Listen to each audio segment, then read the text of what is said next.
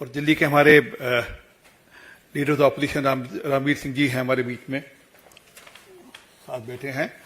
हमारे विधायक विजेंद्र गुप्ता जी हैं, पार्टी के अध्यक्ष रहे दिल्ली में पहले। ओम प्रकाश शर्मा जी हैं, मोहन सिंह जी बिष्ट हैं, अनिल वाजपेयी जी हैं, जितेंद्र महाजन जी हैं और पार्टी के दिल्ली के मीडिया के प्रमुख हरीश खुराना जी हमारे साथ हैं। मैं निवेदन करूंगा माननीय सुधांशु त्रिवेदी जी से वे अपनी बात रखें। मित्रों, आज की इस विशिष्ट प्रेस वार्ता में दिल्ली विधानसभा के हमारे नेता प्रतिपक्ष और सभी सम्मानित विधायकों को आने की आवश्यकता इसलिए पड़ी कि विगत दिनों जो कुछ भी क्रियाकलाप दिल्ली में शराब घोटाले से ध्यान भटकाने के लिए किया जा रहा था, दिल्ली विधानसभा में विश्वास मत के नाम पर जो अवांछित अनावश्यक प्रपंच किया गया, यद्यपि वो विधायकों को बाहर रख के किया गया, उसके बाद भी विश्वास का संकट दिल्ली में उत्तरोत्तर गहराता जा रहा है, जिसका सबसे बड़ा प्रमाण यह आया कि जब वो एक स्टिंग ऑपरेशन जो आप सभी ने देखा, जो इस प्रकार का था जिसे एक प्रसिद्ध उक्ति में कहा जाता है ना, प्रत्यक्षम किम प्रमाणम, प्रत्यक्ष को प्रमाण की आवश्यकता नहीं, वह प्रत्यक्ष दिखाई पड़ रहा था। मगर आज यह समस्या क्यों उत्पन्न होती है? क्योंकि जो अपने को यह कहते थे भारत के इतिहास के एकमात्र व्यक्ति हैं अरविंद केजरीवाल जी, जिन्होंने संवैधानिक पद पर बैठकर औपचारिक रूप से यह कहा था कि यदि आपसे कोई मिलने के लिए आए तो उसका स्टिंग बना लीजिएगा जी और हमें दे दीजिएगा, हम उस स्टिंग के आधार पर ही कार्रवाई कर देंगे।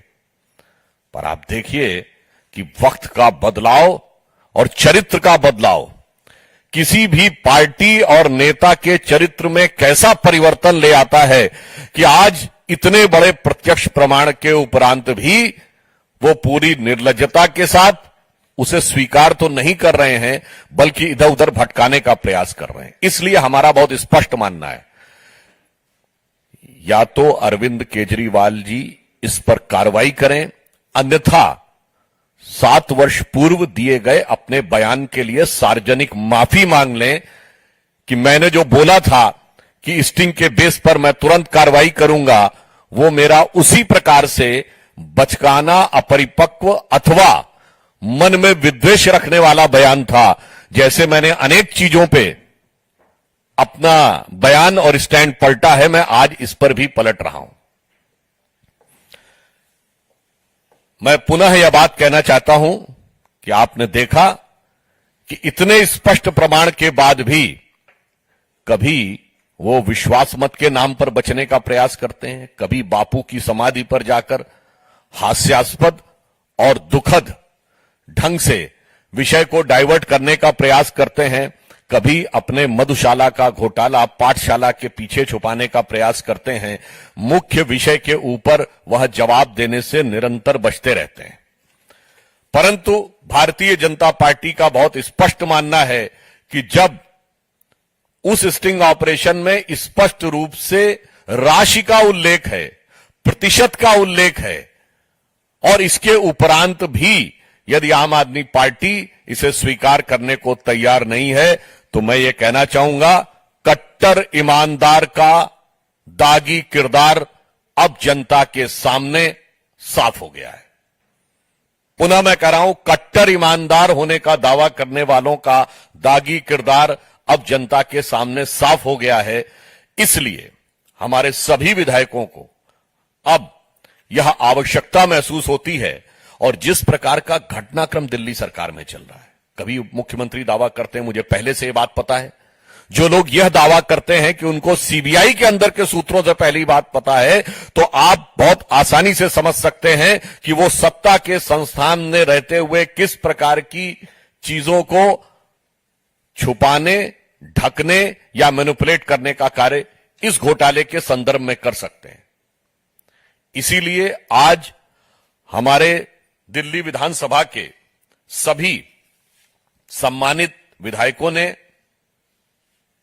केंद्रीय अन्वेषण ब्यूरो यानी सीबीआई को एक पत्र लिखने का निर्णय लिया है कि अनेक तथ्य जो पहले ही प्रकाश में आ चुके हैं, उसके उपरांत इस स्टिंग के प्रकाश में आने के बाद भी, कई दिन गुजरने के बाद भी जिस प्रकार की छलपूर्ण निष्क्रियता दिल्ली सरकार में दिखाई पड़ रही है, वो बहुत संदेह उत्पन्न करती है कि इस विषय को सही ढंग से कभी जांच वो नहीं होने देंगे। इसलिए सीबीआई को पत्र लिखने का निर्णय लिया है कि सीबीआई इस विषय का शीघ्र संज्ञान ले और इस पर उपयुक्त विधायी यानी वैधानिक और उपयुक्त जांच की कार्रवाई करे, क्योंकि जिस प्रकार के कार्य दिल्ली सरकार कर रही है विषय से भटकाने के लिए, मतलब मैं एक उदाहरण के लिए आपसे कहना चाहूंगा, आप सभी लोग प्रबुद्ध पत्रकार हैं, आप कभी जरा खूब स्टडी करके बताइएगा, जिस पार्टी के पास 90% की मेजॉरिटी हो और वो बगैर कहे विश्वास मत की बात करे, इसका अर्थ होता है कि आज विश्वास के ऊपर कोई उनकी विश्वास पे संकट नहीं है, सरकार पे संकट नहीं है, साख पे संकट है। आम आदमी पार्टी की साख पर संकट है और यह बात हम नहीं कह रहे हैं।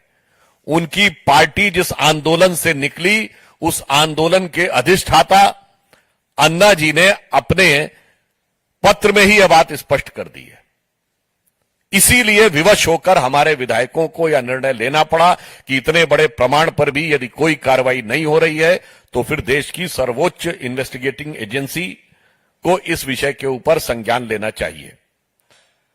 मैं इस संदर्भ में अनुरोध करूंगा दिल्ली विधानसभा में हमारे नेता प्रतिपक्ष रामवीर सिंह विदुड़ी जी से कि वो आपको संबोधित करें।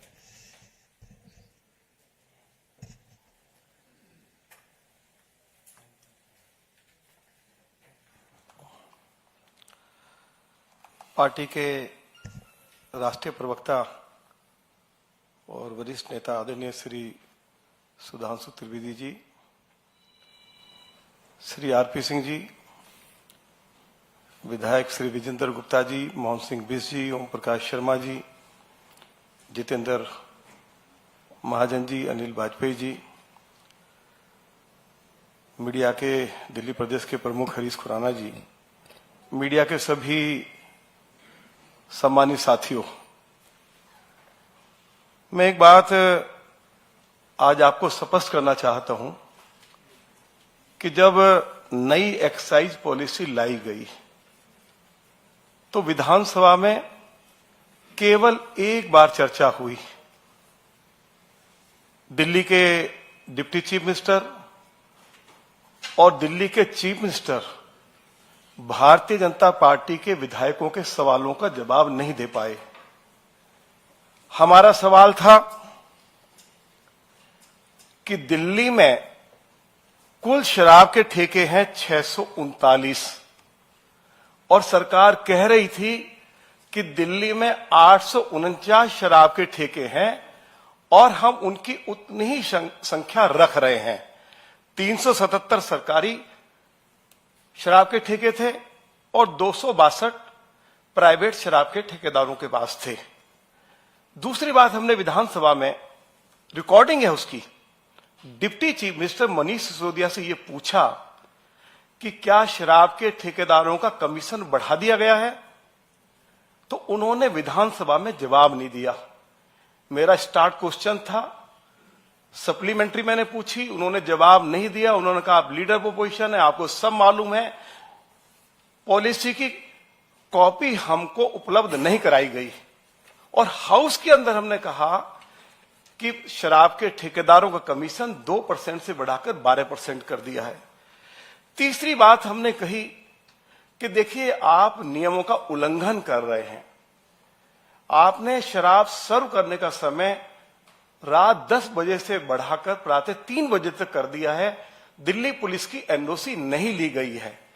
तीसरी बात हमने कही कि देखिए दिल्ली में 100 ऐसे नगर निगम के वार्ड्स हैं जहां मास्टर प्लान हमको शराब के ठेके खोलने की अनुमति नहीं देता है और डिप्टी चीफ मिनिस्टर ने इस बात को स्वीकार किया कि हां 100 वार्ड ऐसे हैं, लेकिन उसके बावजूद भी 300 शराब के ठेकेदारों से मोटी रकम लेकर रिहायशी क्षेत्रों में या नॉन कन्फर्मिंग एरिया में या जो मिक्स लैंड यूज की सड़कें थी उन पर खोल दिए गए। चौथी बात, हमने उनको कहा कि साहब अगर कोई शिकायत करता है कि शराब की क्वालिटी ठीक नहीं है तो उसकी जांच सरकार की लैब में होनी चाहिए, लेकिन सरकार ने कहा कि सरकार की लैब में नहीं होगी, जो शराब के ठेकेदार हैं उनकी लैब में ही टेस्टिंग होगी। तो इस पर भी हमने अपना ऐतराज दर्ज कराया था। एक कितनी मजेदार बात उन्होंने हाउस के अंदर कही कि हम दिल्ली के लोगों को शराब पीने के तरीके सिखलाएंगे और उसके लिए 5 शराब के ठेके खोलेंगे। हमने कहा भाई आपने तो दिल्ली में पिछले 7-7.5 सालों में एक स्कूल नहीं खोला, एक कॉलेज नहीं खोला, लेकिन शराब पीने के तरीके आप सिखलाएंगे, उसके लिए 5 स्कूल आप खोलेंगे। तो ये बात भी उन्होंने कही।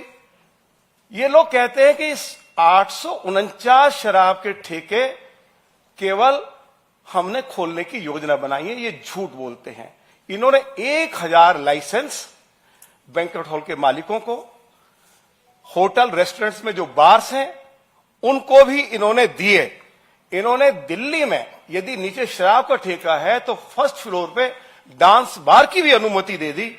और तीसरी एक और मजेदार बात देखिए कि इन्होंने कहा कि जहां शराब का ठेका है वहीं उसके बगल में ही शराब पीने की व्यवस्था की जाएगी, जबकि दिल्ली पुलिस से कोई एनओसी इस संबंध में इन्होंने नहीं ली। अब इनका यह भी कहना था कि दिल्ली में जो नई शराब नीति है ये वर्ल्ड क्लास एक्साइज पॉलिसी है, इससे हमारी आय जो है वो 6,500 करोड़ रुपए से बढ़ के 10,000 करोड़ रुपया हो जाएगी। लेकिन आज मैं इतना जरूर कह रहा हूं कि बिक्री डबल हो गई, लेकिन आय जो है वो आधी भी नहीं रही। अरविंद केजरीवाल, आपको ये तो बताना होगा, जिस शराब नीति को आप कहते थे वर्ल्ड क्लास एक्साइज पॉलिसी है, आखिर उसको वापस क्यों लिया? और जो स्टिंग अभी जो आया है, और जो बात हम हाउस के अंदर कहते थे कि कमीशन 2% से बढ़ाकर 12% कर दिया, जिन शराब के ठेकेदारों को उन्होंने शराब के ठेके दिए उन्होंने स्वीकार कर लिया है हां कि कमीशन 2% से बढ़ाकर 12% किया। लेकिन डिप्टी चीफ मिनिस्टर और चीफ मिनिस्टर भाजपा के विधायकों को इसकी जानकारी देने के लिए तैयार नहीं थे। अब शराब के ठेकेदार कह रहे हैं कि हां 2% से बढ़ाकर 12% हुआ और उसमें से 6% शराब के ठेकेदारों की जेब में गया और 6% जो है वो सरकार केजरीवाल या सिसोदिया की जेब में गया। यही मैं कहना चाहता था। अरविंद केजरीवाल कभी विधानसभा में चर्चा कराते नहीं है, चर्चा से भाग खड़े होते हैं। कभी चीफ मिनिस्टर भी और डिप्टी चीफ मिनिस्टर जो सवाल हमने विधानसभा के अंदर रखे हैं या विधानसभा के बाहर रखे हैं उन पर कभी आज तक उन्होंने जवाब नहीं दिया है। मैं आज जरूर चाहूंगा कि वो हमारे सवालों का जवाब अब तो कम से कम देने का कष्ट करें। मैं यही कहना चाहता था। बहुत बहुत धन्यवाद।